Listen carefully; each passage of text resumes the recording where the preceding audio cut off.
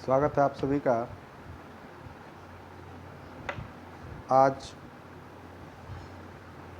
हम लोग इस पैथोलॉजी के सेशन में दो तीन महत्वपूर्ण विषयों पर बात करेंगे। उसके पहले आप लोगों से कुछ बात हो जाए। जैसा कि इसके पहले वाले वीडियो में मैंने आपको बताया था कि महाविद्यालय में प्रवेश प्रक्रिया गतिमान है और आप सभी विद्यार्थी हम लोगों के सहयोगी हैं और आपके सहयोग से ही विद्यालय का नाम रोशन होता है। आप परिश्रम करते हैं, परिणाम आपको प्राप्त होता है, लेकिन नाम कहीं ना कहीं आपके शिक्षक होने के नाते या आपके महाविद्यालय के सदस्य होने के नाते हम लोगों का भी होता है। तो जाहिर सी बात है कि आप सिर्फ छात्र ही नहीं हैं, हम लोगों के गौरव भी हैं और आप लोग अपना गौरव, अपना सम्मान ऐसे ही बनाए रखिएगा। यह मुझे उम्मीद है कि आप हम लोग की भावनाओं को आहत नहीं करेंगे और आप हम लोग की अपेक्षाओं पे खरे उतरेंगे। ये सारा प्रयास सिर्फ़ और सिर्फ आपको जो पढ़ा करके आगे बढ़ाने का हो रहा है, इन सारे प्रयास से फ़ायदा आपका है। चलिए, मैं उम्मीद करता हूँ कि इसके पहले वाले सेक्शन में आपको सारी बातें समझ में आई होंगी और आज भी मैं पूरा प्रयास करूँगा कि मैं आपको ये सारा कंटेंट समझा पाऊँ। बात करेंगे बैक्टीरियल रिप्रोडक्शन की और इसके साथ कुछ जनरल चैप्टर्स हैं, माइकोप्लाज्मा और फाइटोप्लाज्मा। इसको भी आपको देखना है, जो एक पैथोजन के रूप में कार्य करते हैं। पुनः मैं अपनी एक बात को दोहराऊंगा कि आप सभी महाविद्यालय की में चल रही प्रवेश प्रक्रिया को गति प्रदान करने का काम करें। आपको कुछ नहीं करना है, बस आपको इतना करना है कि आपके आसपास जितने भी विद्यार्थी जो वास्तव में पढ़ना चाहते हैं या पढ़ने लिखने के इच्छुक हैं, उनको अपने यहाँ तक प्रवेश दिलाने में आप एक कड़ी की भूमिका अदा करें, महत्वपूर्ण भूमिका अदा करें। और निश्चित तौर पे आप लोगों का एक लोगों का प्रयास जो है महाविद्यालय को नई गति और नई दिशा देगा और इस नई गति और नई दिशा से आप भी लाभान्वित होंगे। तो मैं उम्मीद करता हूं कि मेरे इस अपील पे आप खरे उतरेंगे। चलिए आगे बढ़ते हैं, हम लोग रिप्रोडक्शन की बात करते हैं। तो रिप्रोडक्शन के संबंध में मैं आपको बता दूं कि वास्तव में बैक्टीरियल रिप्रोडक्शन जो है वह एक प्रोसेस है एसेक्सुअल रिप्रोडक्शन का। और एसेक्सुअल रिप्रोडक्शन जो है बैक्टीरिया मोस्टली परफॉर्म करता है, ज़्यादा से ज़्यादा एसेक्सुअल रिप्रोडक्शन परफॉर्म करता है। सेक्सुअल रिप्रोडक्शन की चांसेस इसके अंदर कब होती हैं और किस तरह से होती हैं, हम इसको देखेंगे। तो एसेक्सुअल रिप्रोडक्शन क्या है? एसेक्सुअल रिप्रोडक्शन का मतलब ये है कि जिसमें सेक्स आर्गन इन्वॉल्व नहीं होगा, उसी को हम कह देंगे क्या? Asexual reproduction. और ये एसेक्सुअल रिप्रोडक्शन में आप देखेंगे कि यह जो इसके अंदर जो रिप्रोडक्शन होता है, this should be carried out by binary fission. यानी कि बैक्टीरिया का जो सेल होता है वह दो भागों में, दो इक्वल पार्ट्स में डिवाइड होता है और इस इक्वल पार्ट्स में डिवाइड होने की प्रक्रिया को ही हम कहते हैं बाइनरी फिशन। ध्यान रखिएगा, बाइनरी का मतलब होता है दो और फिशन का मतलब है टूट जाना। यानी कि कोई बैक्टीरिया जो है दो इक्वल पार्ट में टूट रहा है, तो इसी प्रक्रिया को हम कह देंगे बाइनरी फिशन। तो बाइनरी फिशन में होगा क्या, मैं आपको स्पष्ट बताऊं, आप ऐसे समझने का प्रयास कीजिएगा कि एक बैक्टीरियल सेल होगा। पहले आप कॉन्सेप्ट अपना बना लीजिए और इसके अंदर जो न्यूक्लियर मटेरियल होगा वो सर्कुलर सिचुएशन में होगा। ठीक है, फिर से मैं आपको रिपीट करूं कि मान लीजिए कि यह एक बैक्टीरियल सेल है और इस बैक्टीरियल सेल में जो न्यूक्लियर मटेरियल है वो इस सर्कुलर कंडीशन में है।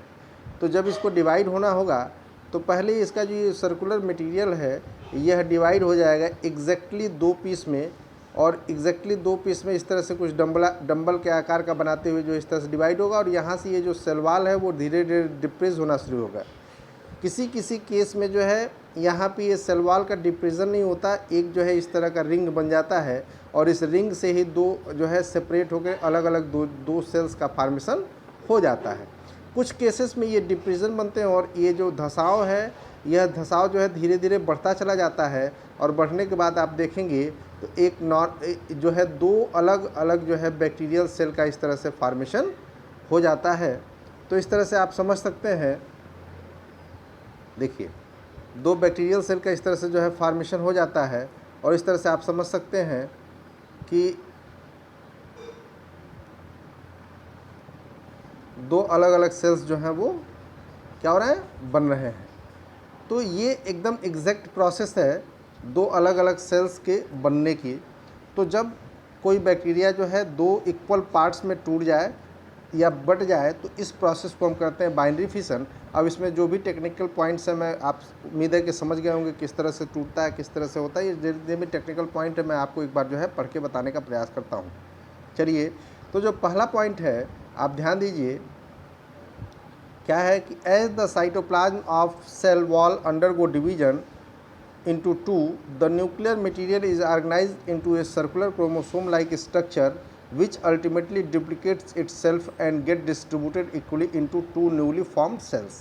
तो देखिए कि पहला काम ये होता है कि जो साइटोप्लाज्म और सेल वॉल जब डिवीज़न शुरू होने होता है तो यह साइटोप्लाज्म और सेल वॉल जो है वो डिवीज़न की प्रक्रिया में चले जाते हैं और न्यूक्लियर मटेरियल जो है वो ऑर्गेनाइज होता है सर्कुलर क्रोमोसोम के रूप में, सर्कुलर क्रोमोसोम के फॉर्म में, और अपने आप को जो है एग्जैक्टली दो न्यूली कॉपीज़ में यानी कि दो इक्वल पार्ट्स में बांट देता है और बांटने के बाद दो नए सेल का फॉर्मेशन करता है। ठीक है, तो सेल वॉल साइटोप्लाज्म जो है, जैसे मान लीजिए कि ये कोई सेल है, एक बैक्टीरियल सेल है और इस तरह से सर्कुलर डीएनए पाया जाएगा। ये जो है जब डिवीज़न के केस में जाएगा तो इसके सेल वॉल में इस तरह से डिप्रेशन होगा और डिप्रेशन के फलस्वरूप ये जो सेल वॉल होगा ये धीरे धीरे, ये जो डिप्रेशन है ये धीरे धीरे आगे को बढ़ता चला जाएगा और ये जो सर्कुलर जो डीएनए था जो क्रोमोसोम के फॉर्म में आता है, यह दो पार्ट में बढ़ करके दो अलग अलग सेल का फॉर्मेशन कर लेगा। एक सेल ये हो जाएगा, दूसरा सेल ये हो जाएगा। तो ये कहा गया। सेकेंड पॉइंट अगर आप देखें तो आप ध्यान दीजिए कि similarly plasmids also duplicate and come into two daughter cells. तो प्लाज्मिड्स जो होते हैं ये भी जो है डुप्लीकेट होते हैं और दो डॉटर सेल्स का फॉर्मेशन करते हैं। देखिए तीसरा पॉइंट क्या है कि the duplication occurs rapidly once every 20 minute, यानी कि जो डुप्लीकेशन है यानी कि बैक्टीरिया का जो टूटना होता है, या बाइनरी फिशन में अगर ये पूछा जाए कि आपसे कितना मिनट लग सकता है तो 20 मिनट का टाइम, कितने मिनट का टाइम, 20 मिनट का टाइम जो है बाइनरी फिशन में लगता है। इसका आप ध्यान दीजिए।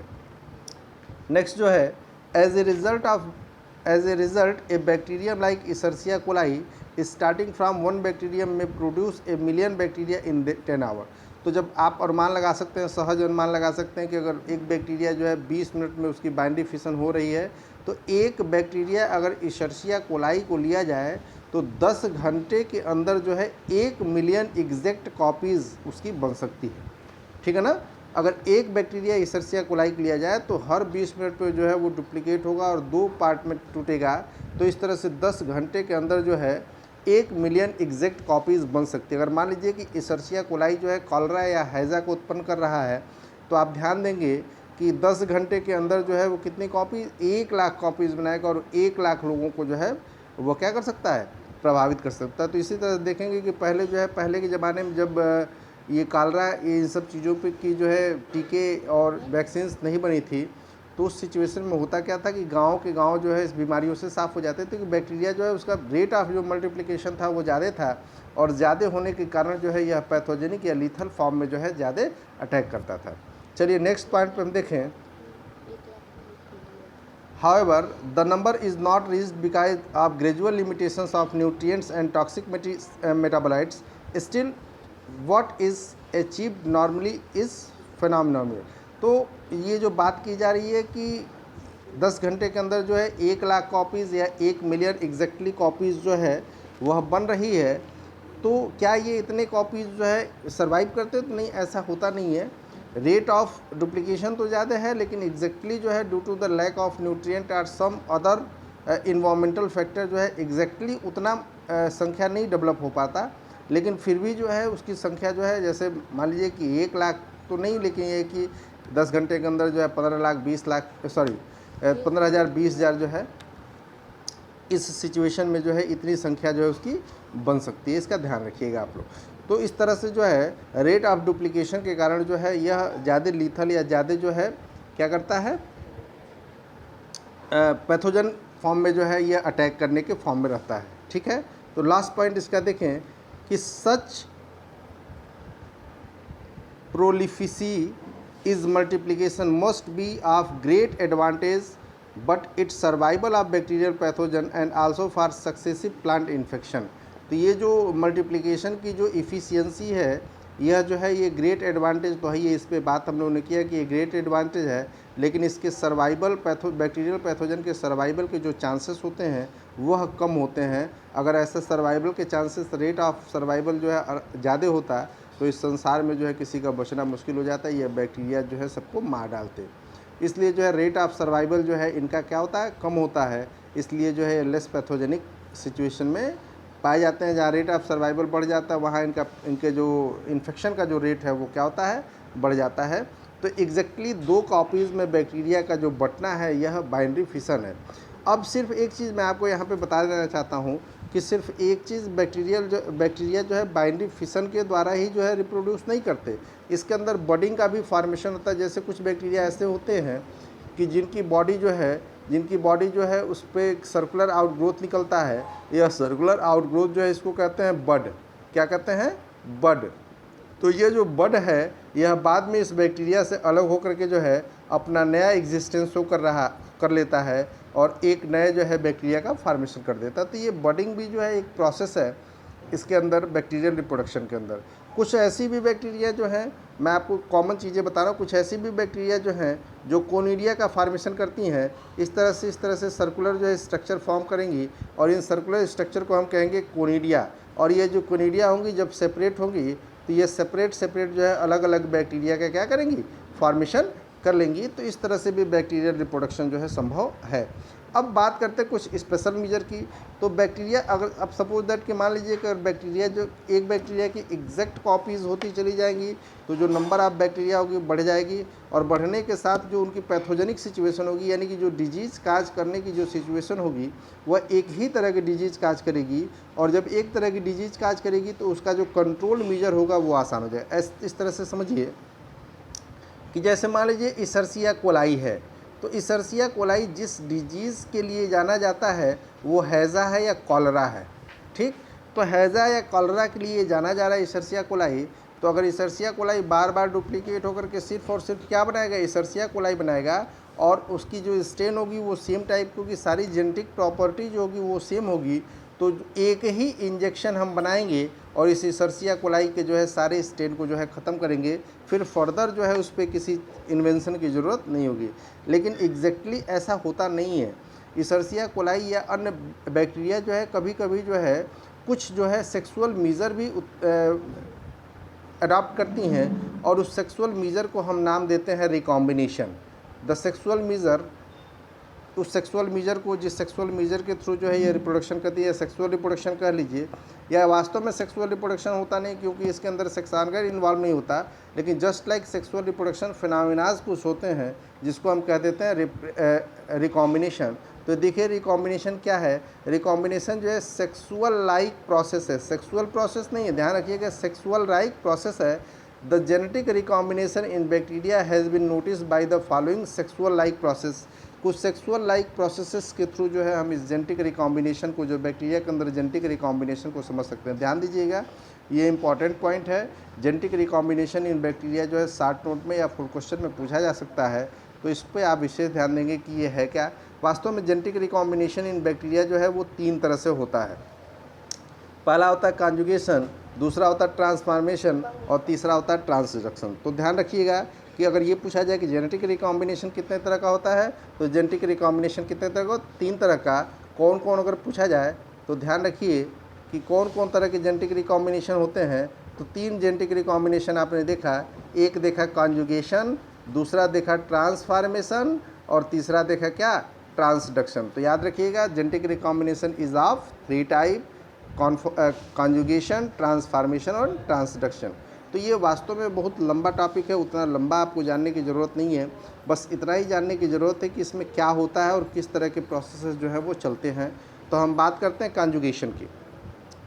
कॉन्जुगेशन अगर आप देखें तो कॉन्जुगेशन में दो बैक्टीरिया जो है एक दूसरे के पास आती हैं और एक प्रोटीन की संरचना से जो है ये एक दूसरे से जुड़ती हैं, और जब ये एक दूसरे से एक प्रोटीन नामक संरचना से जुड़ती हैं तो जिस प्रोटीन नामक संरचना से ये जुड़ती हैं, इस प्रोटीन नामक संरचना को हम कह देते हैं क्या? Conjugation tube. इस प्रोटीन नामक संरचना को हम कह देते हैं कॉन्जुगेशन ट्यूब। तो ये जो कॉन्जुगेशन ट्यूब जो है यह किसकी बनी होती है? प्रोटीन की। कॉन्जुगेशन ट्यूब किसकी बनी होती है? प्रोटीन की। अब होगा क्या कॉन्जुगेशन में कि इसके अंदर जो जेनेटिक मटेरियल होगा वह दूसरे के अंदर बस चला जाएगा। इसी प्रोसेस को हम कहते हैं कॉन्जुगेशन। मैं पढ़ के आपको बता देता हूँ कॉन्जुगेशन क्या है। तो देखिए यहाँ पे कि कॉन्जुगेशन क्या है। अगर बात करें कॉन्जुगेशन की तो conjugation occurs when two compatible bacteria come into contact and part of chromosomal or non-chromosomal genetic material of one is transferred to other and incorporate into the genome of latter through conjugal zygote formation and breaking and reunion. It was first observed by Lederberg and Tatum. तो अगर ये पूछा जाए conjugation किसने discover किया, तो Lederberg और Tatum ने किया था। ये है क्या? तो दो जो है बैक्टीरिया एक दूसरे के पास आती हैं और पास आने के बाद कॉन्जुगेशन ट्यूब का फॉर्मेशन करती हैं, और ट्यूब के फॉर्मेशन के बाद जो है यह अपना जेनेटिक मटेरियल जो है दूसरे को दे देती हैं, और ये जो है रीऑर्गेनाइजेशन के फलस्वरूप जो है नए बैक्टीरिया का फॉर्मेशन करता है। तो इसी प्रोसेस को हम कहते हैं कॉन्जुगेशन। कॉन्जुगेशन इसलिए कहते हैं क्योंकि इसके अंदर कॉन्जुगेशन ट्यूब का फॉर्मेशन होता है। नेक्स्ट अगर हम बात करें ट्रांसफॉर्मेशन की, तो ट्रांसफॉर्मेशन देखिए, it occurs when the bacterium is genetically transformed by absorption of genetic material of another compatible bacterium secreted by or released in a culture during the rupture and its incorporation into the genome form. It was observed by Griffith and ये देखिए, अब ये पूछा जाए transformation, मैं समझाने का प्रयास करता हूँ ट्रांसफॉर्मेशन क्या है। तो ट्रांसफॉर्मेशन जो है यह जेनेटिकली ट्रांसफॉर्मेशन जो है कैसे होता है ट्रांसफॉर्मेशन। अगर हम इसकी बात करें तो ट्रांसफॉर्मेशन जो है होता क्या है कि बैक्टीरिया के अंदर जो उसके जीनोम जो होता है यह जो है जेनेटिकली मॉडिफाइड हो जाता है, ठीक है ना। बैक्टीरिया के अंदर जो जीनोम होता है वह जेनेटिकली मॉडिफाई होता है। जैसे मान लीजिए कि एक बैक्टीरिया ये है और एक बैक्टीरिया ये है, इसका जीनोम जो है किसी मेथड से इसके अंदर ट्रांसफ़र हुआ, और ट्रांसफ़र होने के बाद जो है ये जेनेटिकली मॉडिफाइड हो जाता है। तो इसी जब जेनेटिकली मॉडिफाइड जीनोम जब आपको यहाँ पे दिखेगा तो इसी प्रोसेस को हम कहेंगे ट्रांसफॉर्मेशन। और ध्यान रखिएगा इसको जो है सबसे पहले किसने ऑब्जर्व किया था? ग्रिफ्थ ने, ठीक। नेक्स्ट और लास्ट प्रोसेस इसका जो है ट्रांसडक्शन। ट्रांसडक्शन में होता क्या है कि एक बैक्टीरिया होती है, इसके ऊपर जो है सबसे पहले जो है एक वायरस या बैक्टीरियोफेज जिसको आप कहते हैं, इस तरह के स्ट्रक्चर जो है अगर आपने देखा होगा, ध्यान रखिएगा। तो इस तरह के स्ट्रक्चर अगर आपको कहीं दिखे तो ये स्ट्रक्चर जो होता है बैक्टीरियोफेज का होता है। अब बैक्टीरियोफेज के अंदर यहाँ पे डीएनए होता है। यह बैक्टीरियोफेज जो है इस बैक्टीरिया के ऊपर अटैक करता है, और बैक्टीरिया के ऊपर अटैक करने के बाद अपने टेल से जो है इसके साथ जुड़ जाता है, और टेल से जुड़ने के साथ जो है जो इसके अंदर जो जेनेटिक मटेरियल डीएनए है यह इसके अंदर पास कर देता है, ठीक। जैसे इसके अंदर ये जेनेटिक मटेरियल डीएनए पास करता है तो इसकी और एग्जैक्ट कॉपीज जो है इसके अंदर बनती हैं, और बनने के बाद जो है इसके चारों तरफ जो है फिर इसी तरह के खोल्स जो हैं वो अडाप्ट कर लेता है, यानी कि पाया जाता है, और यह इसको तोड़ करके बाहर आता है, और बाहर आने के बाद जो है पुनः किसी दूसरे बैक्टीरिया के ऊपर जो है अटैक करता है। तो इस तरह का जो प्रोसेस है ये जो हो गया ट्रांसडक्शन। इसकी खोज जो है सबसे पहले अगर ये पूछा जाए तो जिंडर एंड लीडरबर्ग ने की थी। तो कॉन्जुगेशन की खोज लीडरबर्ग एंड टॉटम, ट्रांसफॉर्मेशन की खोज ग्रिफ्थ, ध्यान रखिएगा। कॉन्जुगेशन की खोज लीडरबर्ग एंड टॉटम, इसमें जो है ब्रेकिंग एंड रीयूनियन है। ट्रांसफॉर्मेशन में जो है जेनेटिक मटेरियल जो है वो ट्रांसफार्म हो रहा है, और ट्रांसडक्शन में क्या होता है? बैक्टीरियोफेज के आक्रमण के कारण जो है ऐसा होता है। तो ये कुछ जनरल प्रोसेस थे किसके? रिप्रोडक्शन के, कि किस तरह से रिप्रोडक्शन होता है और किस तरह से सेक्सुअल यूनियन या सेक्सुअल लाइक प्रोसेसेस जो है बैक्टीरिया के अंदर होती हैं। मैं उम्मीद करता हूँ कि बातें आपको समझ में आई होंगी। कुछ पॉइंट्स और भी डिस्कस करने हैं जिसको चलिए ऐसा करते हैं कि अब नेक्स्ट लेक्चर में हम इसको रखते हैं। आज के लिए बस इतना ही। फर्दर आप जो है हमारी मुलाकात होगी नेक्स्ट आपका जब भी लेक्चर होगा। और एक बात मैं आपको बता दूं कि चैनल को शेयर कीजिए, सब्सक्राइब कीजिए, वीडियो को लाइक ज़रूर कीजिएगा, और सबसे महत्वपूर्ण बात जो ये है कि महाविद्यालय में प्रवेश प्रक्रिया जो गतिमान है, उसमें महाविद्यालय आपसे सहयोग की अपेक्षा करता है और आप अपने अगल बगल के जितने भी विद्यार्थी हैं, जो भी लोग पढ़ना चाहते हैं, उनको जो है प्रोत्साहित करके प्रवेश के लिए जो है क्या करेंगे, प्रोत्साहित करेंगे, जिससे जो है महाविद्यालय की संख्या जो है बढ़ सके और आपके पठन पाठन में उत्तरोत्तर प्रगति हो। बहुत बहुत धन्यवाद। पुनः आपसे मुलाकात होगी, तब तक के लिए धन्यवाद।